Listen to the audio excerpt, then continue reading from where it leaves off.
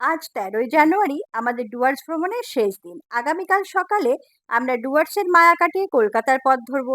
আজ সকালে আমরা ব্রেকফাস্ট করে বেরিয়ে পড়লাম। প্রথমে আমরা গেলাম বক্সা দুয়ারের অন্তর্গত জিরো পয়েন্টে। এখানে পাহাড়ি রাস্তায় ট্রেকিং করে বক্সা ফোর্ট অব্দি যাওয়া যায়। আমরা অনেক কষ্টে জিরো পয়েন্ট অব্দি উঠলাম।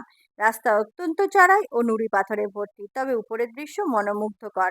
চারিদিকে সবুজের সমারোহ, তার মাঝখানে পাহাড়ের গভীর গিরিখাত ও মধ্যে মধ্যে ছোট ছোট লাল ছাদওয়ালা পাহাড়ি বাড়ি। সব মিলিয়ে যেন এক পিকচার পোস্টকার্ড। এরপর আমরা গেলাম বক্সা ব্যাঘ্র প্রকল্প দেখতে। 1983 সালে তৈরি হওয়া বক্সা ব্যাঘ্র প্রকল্প উত্তরবঙ্গের ডুয়ার্সের আলিপুরদুয়ার জেলায় অবস্থিত। এটি দেশের 15তম ব্যাঘ্র প্রকল্প, যেখানে রয়্যাল বেঙ্গল টাইগারদের জনসংখ্যা বৃদ্ধির চেষ্টা চালানো হচ্ছে।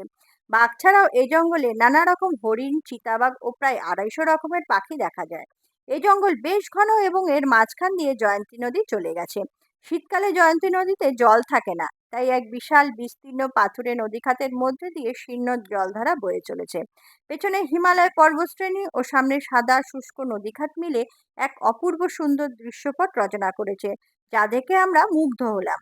সবশেষে আমরা আসলাম রাজা ভাতখাওয়া বন্যপ্রাণী সংগ্রহশালাতে। এই অঞ্চলের নাম রাজা ভাতখাওয়া হওয়ার কারণ হলো, এখানে কোচবিহারের রাজা ভুটানের রাজার বিরুদ্ধে জয়লাভ করে একটি বনভোজনের আয়োজন করে ও সেই বনভোজনে রাজা ভাত খান। এখানে বন্যপ্রাণী সংগ্রহশালাটি ডুয়ার্স অঞ্চলের প্রকৃতিকে জানার ক্ষেত্রে এক মূল্যবান সম্পদ হিসেবে বিবেচিত হওয়ার যোগ্য।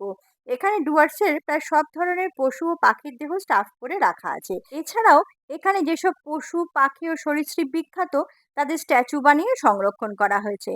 এখানে চিতল হরিণ, সম্বর হরিণ, ভারতীয় বাইসন বা গৌড়, একশৃঙ্গ গন্ডার, ভারতীয় হাতি ইত্যাদি স্টাফ করা দেহ এবং স্ট্যাচু যেমন দেখা যাবে, ঠিক তেমনি royal Bengal tiger, leopard, clouded leopard, বন বিড়াল ইত্যাদি স্ট্যাচু ও স্টাফ করা দেহ দেখা যাবে।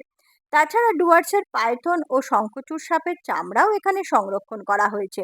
আর আছে প্রচুর জানা অজানা পাখি ও প্রজাপতির ছবি। তবে সঠিক সংরক্ষণের অভাবে এইসব সামগ্রী আজ নষ্ট হতে চলেছে। এ ব্যাপারে বন বিভাগের কাছে উপযুক্ত ব্যবস্থা নেওয়ার দাবি জানাই। এখানেই আমাদের ডুয়ার্স ভ্রমণের ভিডিওটি শেষ হলো। আমরা আমাদের সাধ্য মতন আমাদের অভিজ্ঞতার কথা তুলে ধরলাম।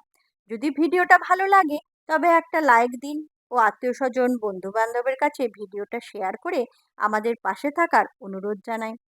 ফেসবুকে আমাদের পেজটিকে ফলো করে এবং ইউটিউবে আমাদের চ্যানেলটিকে সাবস্ক্রাইব করে আমাদের প্রতি সহানুভূতি জানানোর অনুরোধ করি।